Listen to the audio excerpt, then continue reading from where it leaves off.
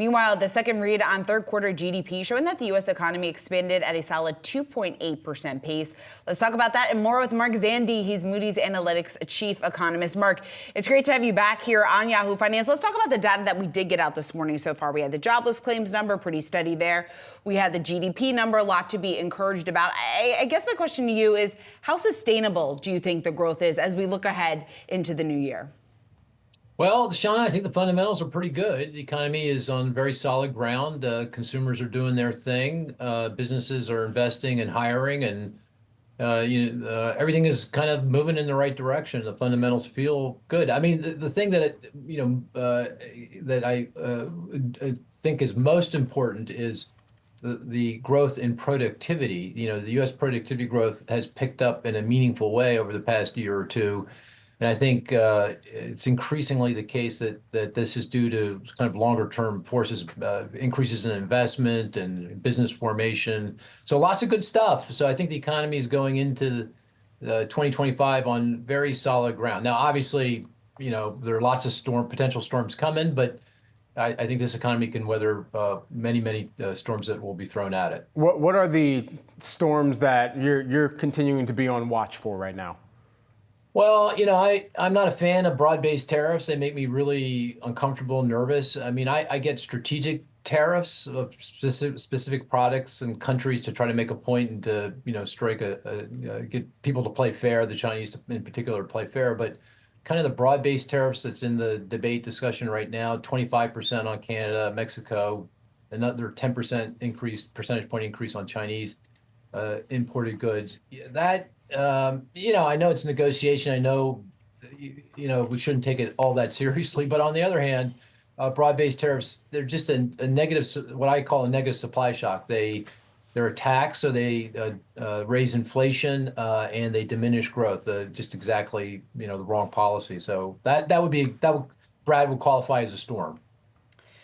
Mark, talk to me a little bit more just about this policy uncertainty risk, or what you just said there, the risk here that the inflationary picture or the tariff picture could categorize here as a storm. I guess, is policy going to become the defining element as we look ahead to next year, and almost the Fed will be more of a secondary thought? Well, I think, yes, I think it's going to be about economic policy coming out of the new administration. Everything from the tariffs that we just talked about to immigration policy, deportations, and of course, tax and spending policy, right? I mean, there's got to be a very large tax bill that's got to get passed in 2025. And I'm sure there's going to be a lot of work on spending as well. So big fiscal policy changes, dead ahead. And so I think that's front and center.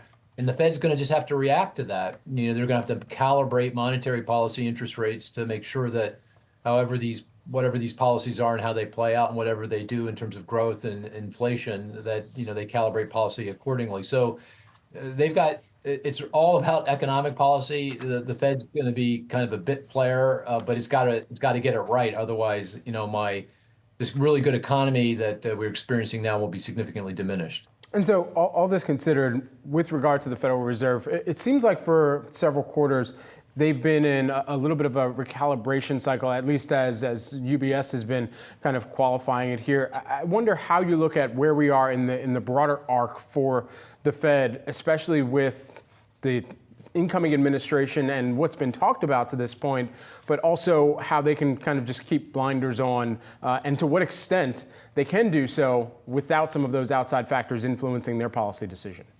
Well, I mean, the federal funds rate target is 4.75%. That's still really high. I mean, it's down from 5.5%, which is where we were, back 6 months ago. But 4.75 is very high by, kind of any measure.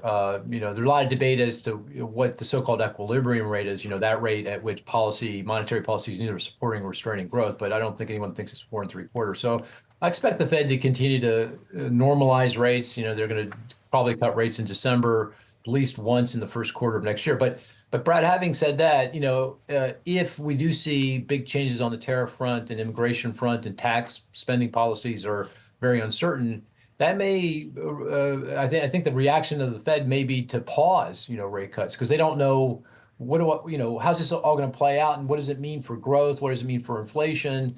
I don't really know, so I'm just going to stop. So I wouldn't be surprised if at some point early on in 2025 and through much of the year, the Fed's just on hold at a very high interest rate because they just don't know. The uncertainties just something they can't navigate through. Talk about just how the market has reacted, because lots of talk just about valuation levels. You can argue when the economic fundamentals are so strong or as strong as they are. Yes, we should see some of this euphoria and excitement play out within the stock market. But is there some concern just about how far we have come at this point?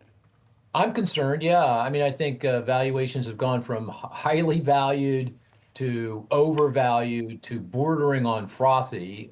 You can see it in the equity market.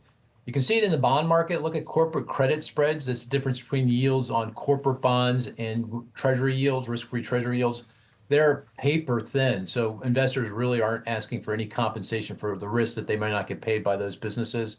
You see crypto prices, you see gold prices.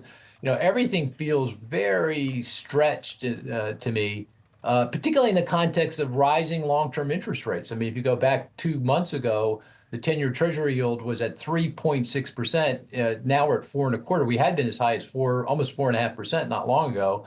That's a big increase in interest rates. But despite that, asset prices, equity prices, the values have risen.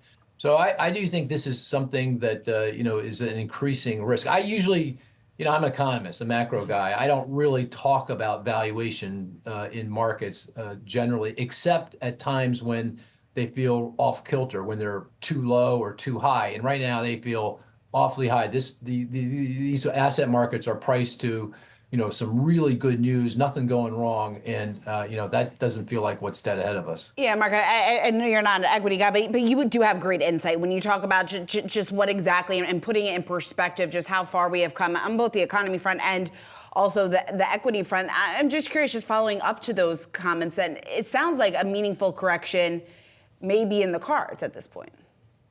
Yeah, I would not be surprised at all. And when I say meaningful, it's not one of these, down 10% on stock prices that comes back next week. We've been getting these kind of, mini corrections that last a week or two. I'm talking about something that is more substantive than that, like down 20, 25%, and we stay down for a while, for months. So that's the kind of thing I'm concerned about. That's when what's going on in the stock market and the financial markets more broadly becomes a macroeconomic issue, and that's a risk. Now, I don't think that should be anyone's baseline forecast. It's not what I expect most likely to happen, but I do think that's a risk. And with each percentage point increase in the stock market on top of a 5-10 basis point increase in 10-year Treasury yields, I say that risk is rising and growing, and something that people should be prepared for.